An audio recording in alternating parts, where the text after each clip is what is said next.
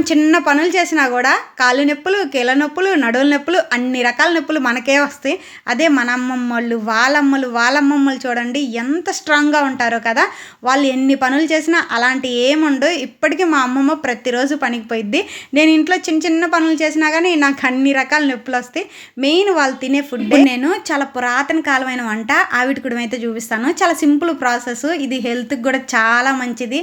కంపల్సరీగా మీరు తినండి, పిల్లలకి చేసి పెట్టండి. గ్లాస్ మినపప్పుకి ఒక పావు గ్లాస్ వరకు బియ్యం అయితే వేసేసుకొని ఒక 5 or 6 hours నానబెట్టేసేసుకొని ఆ తర్వాత మిక్సీ పట్టేసేసుకొని ఒక ½ an hour పిండిని పక్కన పెట్టేసేయాలి. కొంచెం సాల్ట్ వేసుకున్నా పర్లేదు.